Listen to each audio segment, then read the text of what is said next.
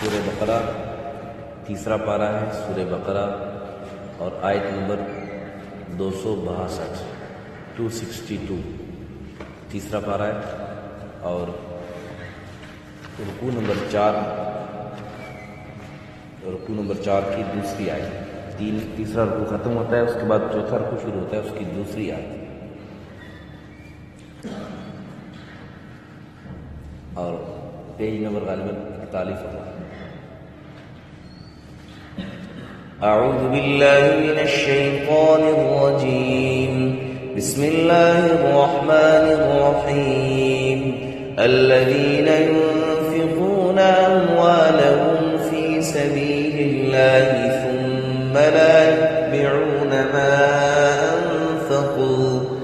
ثم لا يتبعون ما أنفقوا منا ولا أذى لهم أجرهم عند ربهم ولا خوف عليهم ولا هم يحزنون، قول معروف ومغفرة خير من صدقة يتبعها أذى، والله غني حليم۔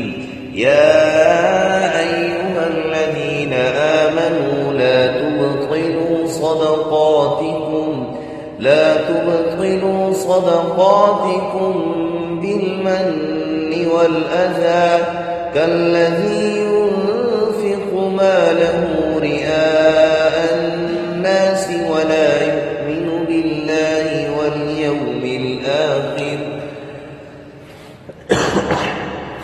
فمثله كمثل صفوان عليه تراب فأصابه وابل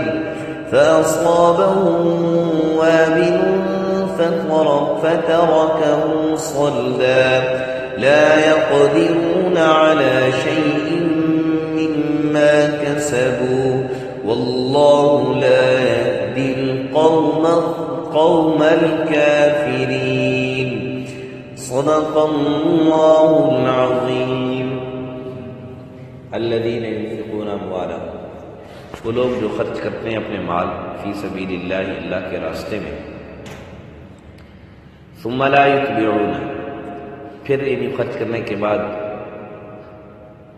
اس کے پیچھے نہیں ہوتے، ما انفقوا، جو انہوں نے خرچ کیا، منن ولا اذى، یعنی جو خرچ کیا، خرچ کرنے کے بعد پھر جو جس پر خرچ کیا ہے اس پر احسان نہیں رکھتے اور نہ اس خرچ کرنے پر اس کو ستاتے ہیں، لہم اجرہم، ان کے لیے اجر ہے، عند ربہم، ان کے رب کے ہاں، ولا خوف علیہم، نہ ان پر کوئی ڈر ہے، ولا هم یحزنون، اور نہ ہی وہ غمگین ہوں گے، قول معروف، نرم جواب دینا، ومغفرۃ، اور درگزر کرنا، خیر، یہ بہتر ہے، من صدقۃ، صدقے سے، یتبعها اذى، جس کے بعد ستانا ہو، واللہ غنی، اور اللہ تعالی غنی ہے، حلیم، تحمل والا ہے۔ یا ایھا الذین آمنوا، اے ایمان والو، لا تبطلوا صدقاتکم بالمن والاذى، ایذا اور احسان دے کر اور ایذا دے کر، یعنی ذلیل کر کے اپنے صدقے کو باطل مت کرو، کالذی ينفق مالہ رئاء الناس، اس شخص کی طرح جو مال خرچ کرتا ہے لوگ اپنا رئاء الناس، لوگوں کو دکھانے کے لیے، ولا یؤمن باللہ والیوم الآخر، یہ شخص گویا ایسا ہے کہ اللہ پر اور قیامت کے دن پر گویا ایمان نہیں رکھنے والا، فمثلہ کمثل صفوان، اس کی مثال اس صاف پتھر کی سی ہے، علیہ تراب، جس پر کچھ مٹی ہو، فاصابہ وابل، تو پھر اس پر برسے زور کا بادل، یعنی بارش برسے زور کی اس پر، فترکہ صلدا، تو اس کو بالکل صاف کر دے، واللہ لا یقدرون علی شیء مما کسبوا،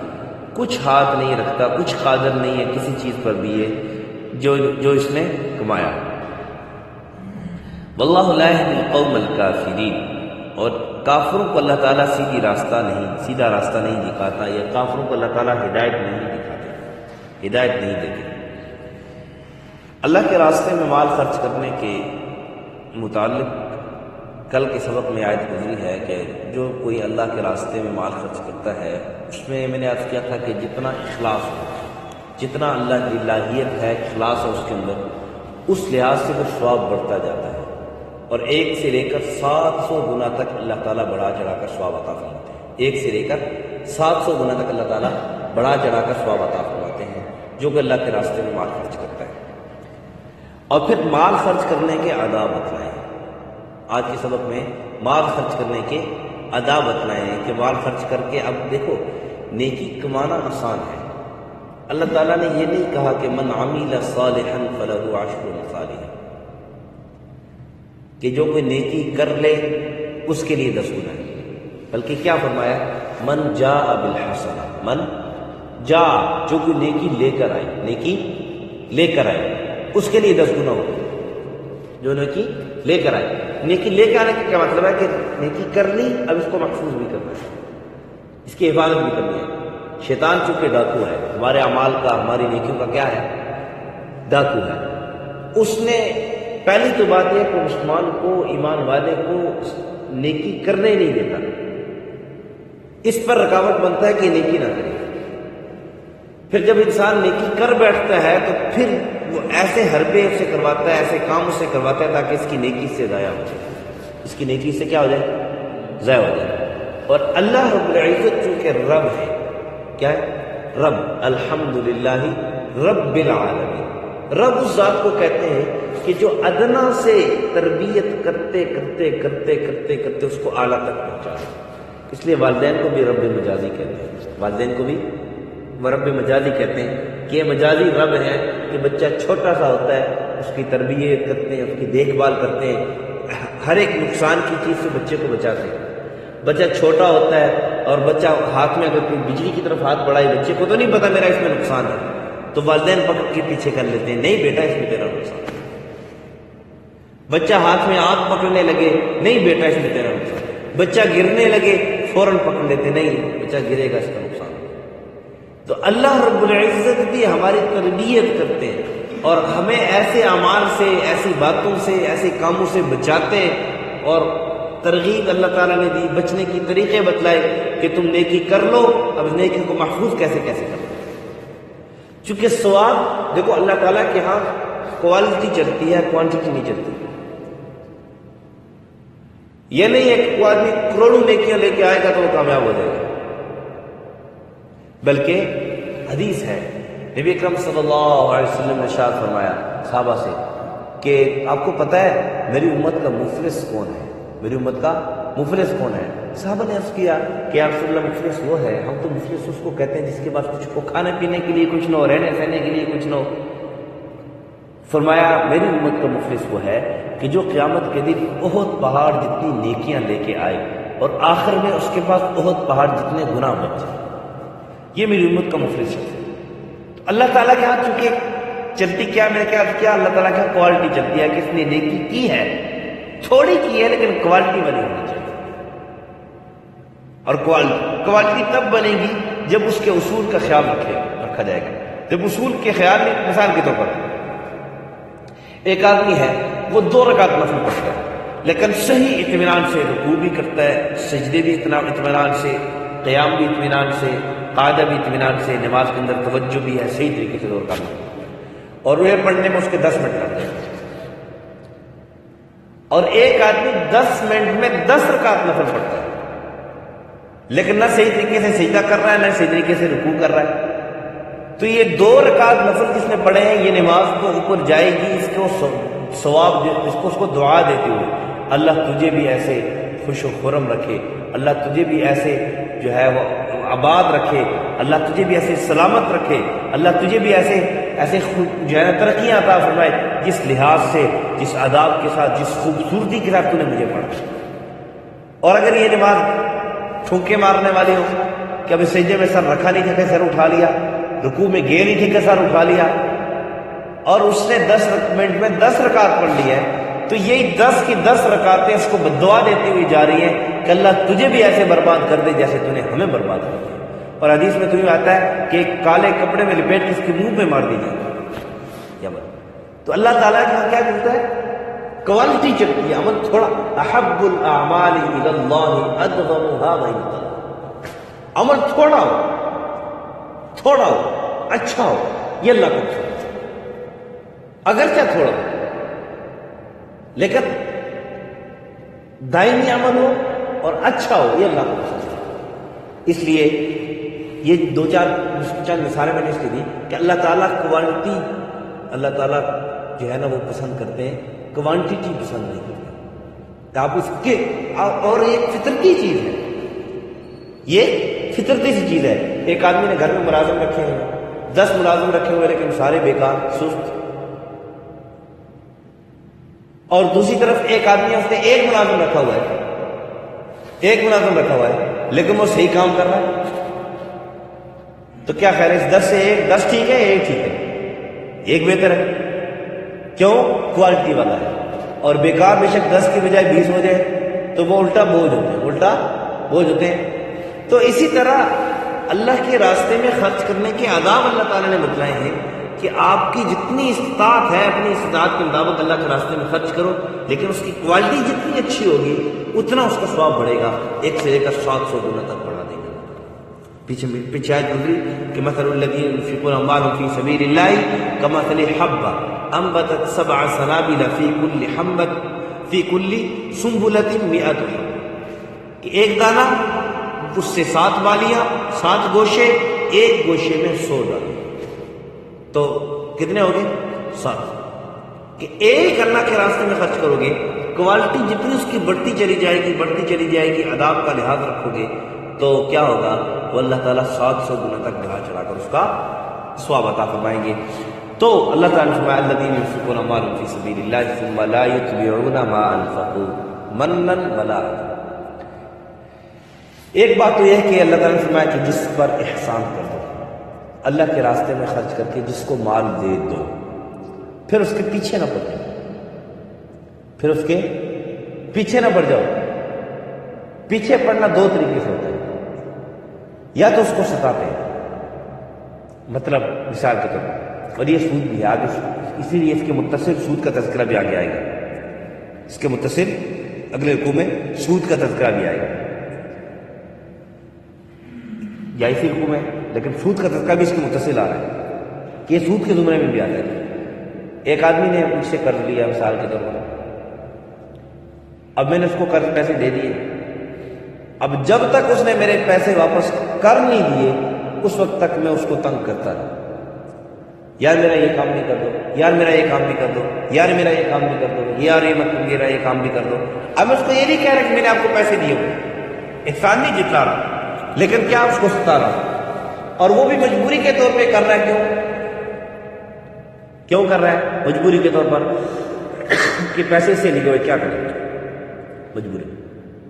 یہ یاد رکھو اللہ والے وہ ہوتے ہیں کہ جو کسی کو اگر قرض دے دے نا، قرض، تو پھر اس کے گھر کے سائے پر بھی نہیں گزرتے ہیں، اس کے گھر کے سائے سے بھی نہیں گزرتے ہیں کہ میں نے اس کو قرض دیا ہوا ہے، اس کے گھر کا سایہ ہے، یہ بھی گویا ایک نفع اٹھانا ہے.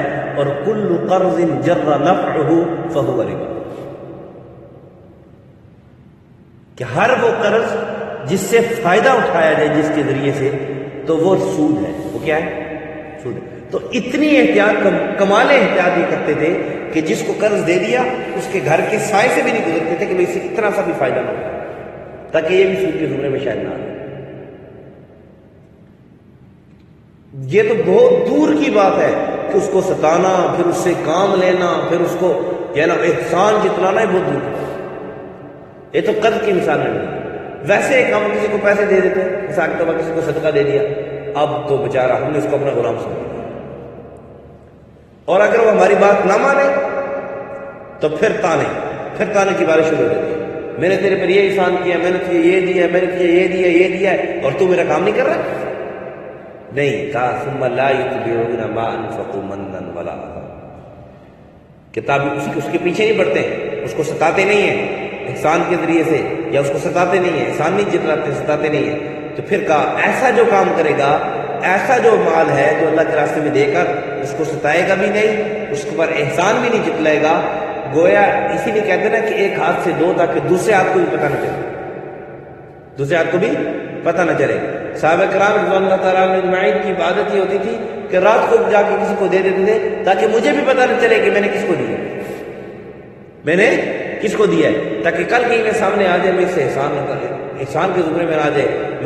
انسان ہے نا، دل میں آ جاتا ہے کہ میں نے اس کو پیسے دیے ہوئے ہیں، میں نے اس پر خرچ کیا ہوا ہے، میں نے اس کی مدد کی ہوئی ہے، اب اس سے میں اپنے کام نہیں۔ جب یہ کرو گے عمل باطل ہو جائے گا۔ آگے آتا ہے آیت آ رہی ہے، اسی لیے اللہ تعالیٰ نے آگے کہا کہ جو یہ کام اس سے بچے گا اس کا کیا ہے، لہو اجر عند ربہ، اس کا اجر اس کے رب کے، اس کا اجر اس کے کس کے پاس ہے، رب کیا اجر ہوگا، لا خوف علیہم ولا هم یحزنون، جتنے اس نے اعمال کیے ہیں اس پر کوئی خوف نہیں ہوگا، کوئی خوف نہیں ہوگا کہ میں کہیں جہنم میں نہ چلا جاؤں، خوف زدہ نہیں ہوگا، اور غمگین بھی نہیں ہوگا، غمگین بھی نہیں ہوگا کہ میرے اعمال تو اتنے زیادہ برے اعمال ہیں کہیں جو ہے نا اس کی وجہ سے میں جہنم میں نہ چلا جاؤں۔ خوف بھی نہیں، غم بھی نہیں، ان دونوں چیزوں سے اللہ تعالیٰ اس کو بری فرمائیں گے جو اللہ کے راستے میں مال خرچ کرے گا اور پھر مال خرچ کرنے کے بعد گویا بھول گیا۔ اسی لیے ایک کمال احتیاط کیا ہے، کمال احتیاط یہ ہے کہ اگر آپ کسی کو مثال کے طور پر کسی کو آپ نے قرض دیا ہے، کسی کو آپ نے قرض دیا ہے، اب آپ چاہتے ہو کہ یہ قرض واپس نہیں کر سکتا، میں اس کی مدد کر لوں، میں اس کی مدد کر لوں، تو آپ کسی اور کے ذریعے اس کو دے دو، کسی اور کے ذریعے اس کو پہنچا دو، تاکہ جس کو آپ نے قرض دیا اس کو یہ نہ پتہ چلے کہ مجھے اس نے پیسے دیے، اس کو یہ نہ پتہ چلے کہ مجھے اس نے پیسے دیے، تاکہ وہ اس زمرے میں نہ آ جائے۔ اب وہ آپ یہ نہ سمجھ بیٹھے شیطان ہے نا، کبھی کسی موڑ پہ آ کہہ دے گا یہ دیکھو میں نے اس کو قرض بھی دیے تھے، پھر یہ قرض واپس نہیں کرنا چاہ رہا تھا اس لیے اس کو میں نے اور پیسے دیے۔ شیطان کسی موقع پر سامنے آ گیا، دل میں آ گیا اور اس کو احسان جتلا دیا، زبان سے نکال دیا، عمل میں آپ نے بے شک لاکھوں روپے دیے اس کو، یہ سارے باتیں۔ اور پھر کہا قول معروف ومغفرۃ خیر من صدقۃ یتبعها اذى، کہ آپ کے پاس مانگنے والے جب آئے ان کے ساتھ کیسا برتاؤ کرنا چاہیے۔ یہ پوری آیت یہ بتلا رہی ہے کہ اگر کوئی مانگنے والا سائل آ جائے اس کے ساتھ کیسا برتاؤ کرنا چاہیے، چاہے مستحق ہے یا مستحق نہیں ہے، اس کا کیسا برتاؤ کرنا چاہیے۔ اس کے ساتھ یہ ہے کہ اس کو اچھی بات کہے، اور اگر وہ اصرار کرے، تنگ کرے، آپ اس پر صبر کرو، اس پر کیا کرو، صبر، کیونکہ بہت بعض اوقات لوگ ایسے ہوتے ہیں، کیونکہ مانگنے والوں کی بعض اوقات عادت ایسی ہوتی ہے کہ بندے کو تنگ کر دیتے ہیں، مجبور کر دیتے ہیں، تو اس پر ان کو ڈانٹنا نہیں چاہیے، بہرحال پھر بھی ڈانٹنا نہیں چاہیے۔ پیار محبت سے اپنی جان، اگر دے سکتے ہو تو دو، نہیں دے سکتے تو پیار محبت سے اپنی جان چھوڑو، سب ان کو ڈانٹنا نہیں۔ اللہ تعالیٰ نے یہ کہہ دیا کہ قول معروف، بہتر بات کہہ دینا، یہ بہتر ہے اس بات سے کہ آپ ان کو پیسے بھی دو اور اوپر سے ستاؤ بھی۔ کیا مطلب کہ بہت سارے مانگنے والے ایسے ہوتے ہیں تو آخر بالکل پیچھے ہی پڑ جاتے ہیں، تو بندہ آخر میں کیا کہتا ہے، یار یہ لو، دفعہ ہو جاؤ میری جان سے۔ اللہ تعالیٰ کا اس کام سے بہتر ہے کہ آپ اس کو اچھی بات کہہ کے اپنی جان سے۔ یہ قرآن بتا رہا ہے قول معروف خیر من صدقۃ یتبعها، کہ اس صدقے سے اچھی بات کہہ دینا، درگزر کر دینا، وہ مغفرت، درگزر کر دینا اس کی جو ہے نا اس پر، اس کی مستی پر، اس کے تنگ کرنے پر، اس کو درگزر کر دینا، اس سے بہتر ہے کہ آپ اس کو صدقہ دے کے اس کو پھر اس کے بعد اس کو ذلیل کر دیں، اس سے بہتر ہے۔ پھر کہا واللہ غنی، اللہ تعالیٰ غنی ہے، تم یہ نہ سمجھو کہ میں اللہ پر احسان کر رہا ہوں، اللہ کے بندے پر خرچ کروں تو گویا اللہ پر احسان کر رہا ہوں، کہ اللہ تعالیٰ بے پرواہ ہے، غنی ہے، اللہ کو تمہارے پیسوں کی ضرورت نہیں ہے، اور حلیم، تحمل والا ہے، بردبار ہے، تم تو صبر نہیں کرتے نا، تمہیں ذرا سا کوئی تنگ کرے تو آگے سے چوں چوں چاچا کرنے شروع کر دیتے ہو، آگے سے تمہیں غصہ آ جاتا ہے۔ تو اللہ تعالیٰ نے کہا کہ تم کبھی یہ سوچو کہ میری اللہ کتنی برداشت کر رہا ہے، میری اللہ کتنی برداشت کر رہا ہے، اس بات پہ سوچو۔ ہم صرف والدین کا، جتنی والدین نے ہماری برداشت کی ہے بچپن سے لے کر ابھی تک، ہم ان کا بدلہ نہیں چکا سکتے، تو اللہ تعالیٰ کی کیسے چکا سکتے ہیں بدلہ؟ اللہ پر کیا احسان کر سکتے ہیں؟ کبھی سوچا ہے ہم نے کہ ہماری اللہ تعالیٰ کتنی برداشت کر رہا ہے، کتنی کمیوں کوتاہیاں اللہ ہماری برداشت کر رہا ہے؟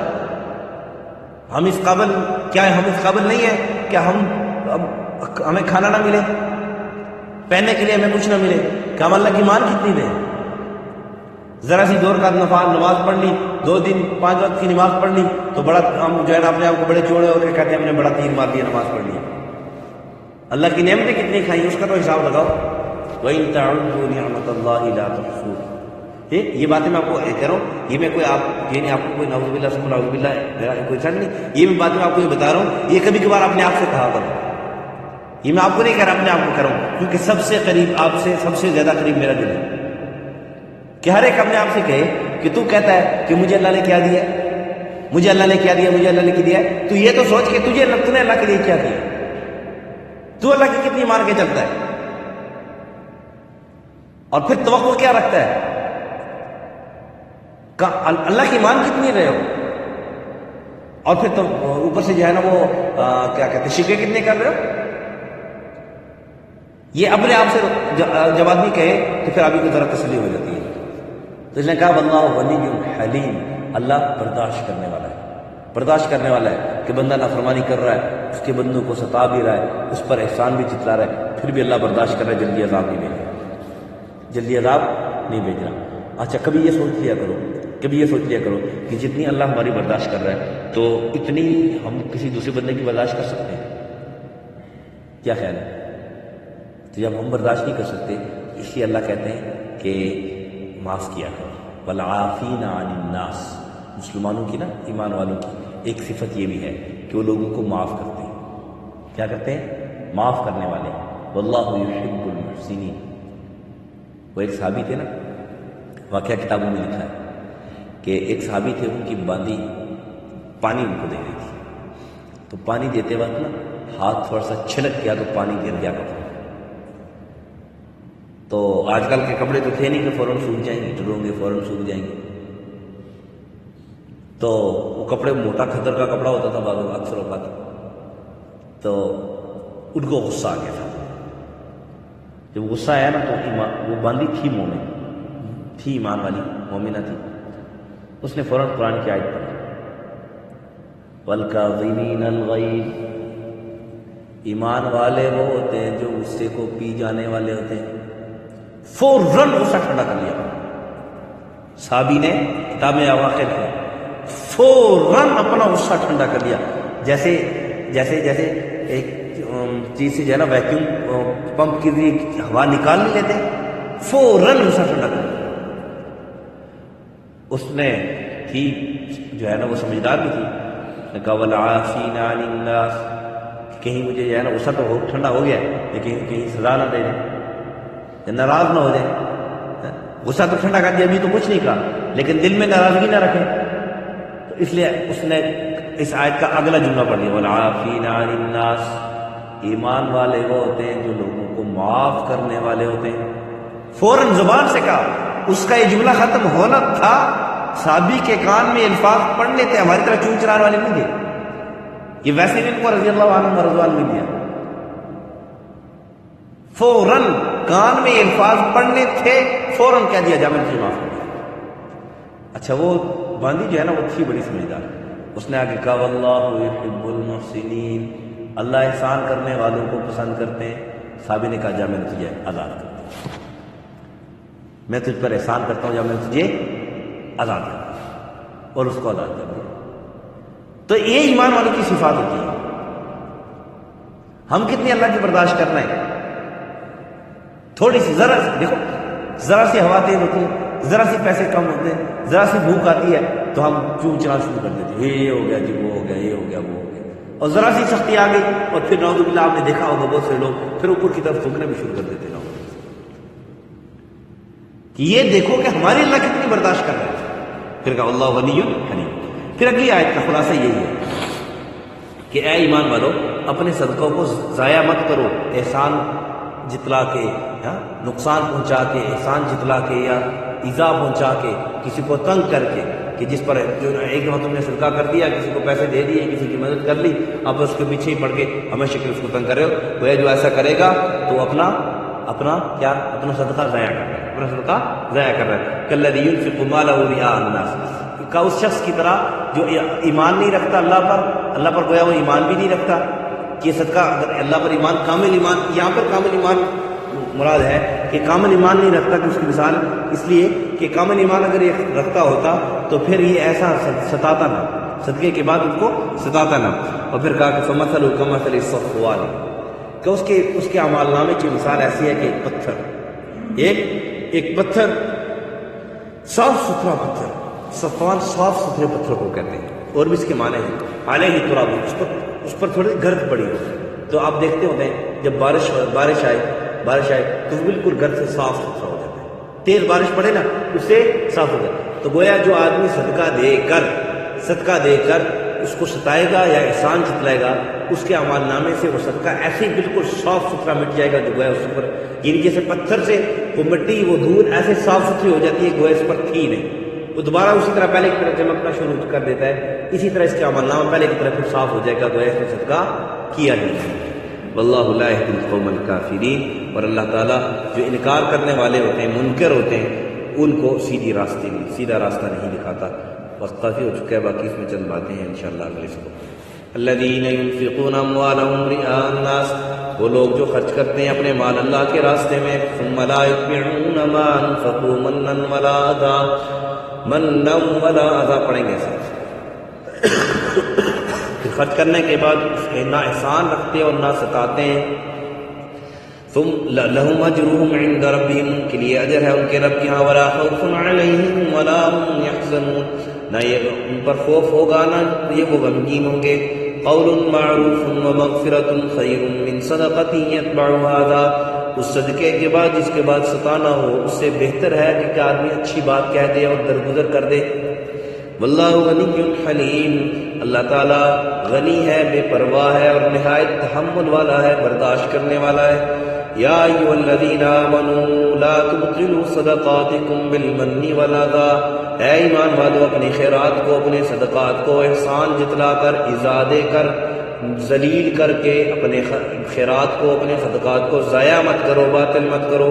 کالذی ينفق مالہ رئاء الناس، اس شخص کی طرح جو لوگوں کو دکھانے کے لیے مال خرچ کرتا ہے. گویا جو لوگوں کو دکھانے کے لیے مال خرچ کرے، دکھلاوے کے لیے مال خرچ کرے گا، گویا اس کا مال بھی باطل، اس کا اس عمل بھی کیا ہو جائے گا؟ باطل ہو جائے گا، اس کا بھی ثواب سے وہ محروم ہو جائے گا. ولا یؤمن باللہ والیوم الآخر، اور ایمان نہیں رکھتا اللہ پر اور قیامت کے دن پر. فمثلہ کمثل صفوان، اس کی مثال ایسے سفید پتھر کی سی ہے، علیہ تراب، جس پر کچھ مٹی ہو، فاصابہ وابل فترکہ صلدا، پھر اس پر برسے زور کی بارش تو اس کو بالکل صاف کر کے چھوڑ دے. لا یقدرون علی شیء مما کسبوا، تو کچھ ہاتھ نہیں لگتا ایسے لوگوں کے جو چیز انہوں نے کمائی، یعنی جو نیکیاں کمائی تھیں وہ نیکیاں انہوں نے باطل کر دی، وہ نیکیاں ان کے ہاتھ نہیں لگیں گی، ان کو کچھ فائدہ اس نیکیوں سے نہیں ہوگا. واللہ لا یہدی القوم الکافرین، اللہ تعالیٰ سیدھی راہ نہیں دکھاتا، ہدایت نہیں دکھاتا کافر قوم کو. الحمدللہ رب العالمین والعاقبۃ للمتقین، والصلاة والسلام على أشرف الأنبياء والمرسلين وعلى الملائكة المقربين وعلى عباد الله الصالحين. ربنا ظلمنا أنفسنا وإن لم تغفر لنا وترحمنا لنكونن من الخاسرين. اللهم لا تقتلنا بغضبك ولا تهلكنا بعذابك وعافنا قبل ذلك. اللهم حسن مرادنا ويسر أمورنا واشرح صدورنا وأتمم بالصالحات أعمالنا بجاه نبيك وحبيبك محمد صلى الله عليه وسلم. صلی اللہ علیہ النبی الکریم محمد وعلی آلہ واصحابہ اجمعین برحمتک. جزاک اللہ خیر.